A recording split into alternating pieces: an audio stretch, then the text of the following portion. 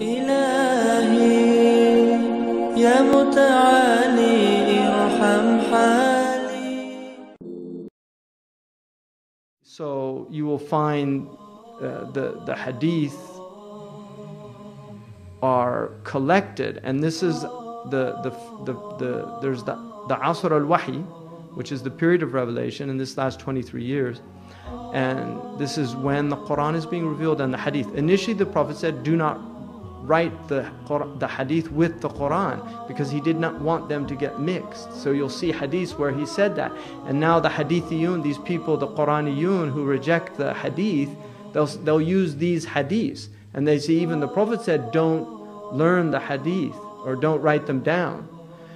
The Quraniyun are, it's an absolutely ridiculous argument, but it's a sign of the ignorance of the time. And the Prophet predicted they would come, because nobody rejected hadith in the history of Islam until very recently. They've always differed about the soundness of the hadith and the soundness of the men transmitting the hadith. That's always been a difference. And there are many fabricated hadith, there are many weak hadith, and then the sahih hadith are less than both the weak and the fabricated. So there are many fabricated hadith, and that was never denied.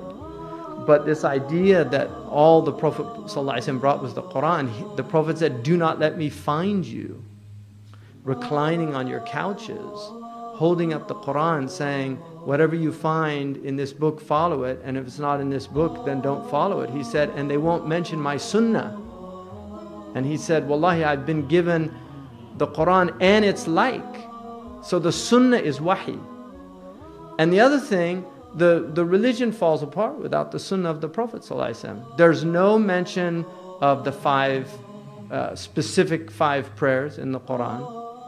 There's no mention of how to do the Hajj or the Umrah specifically. You won't know how to do the Hajj, the 7 tawaf. You won't know how to do the Sa'i. You won't know what you do at Arafah. You won't know about how to do the Rami. None of those things. Those all come from the hadith. And the mutawatir hadith, which it's kufr to deny them. If you deny ahad hadith, it's not considered kufr, but it's dangerous, because it very well might be revelation and you're denying revelation, but it's not considered kufr unless you deny all of them. But if you find a hadith, like some doctors find the hadith about the fly in al-Bukhari and they say, I don't accept that hadith. That's it's better to say, I have a hard time, but if he said it, I believe it. At least put some kind of conditional statement on there so that you protect yourself from falling into that. But there are people now that reject hadith altogether, and that's basically to reject Islam, because the Prophet ﷺ came with the hadith, and the hadith are true.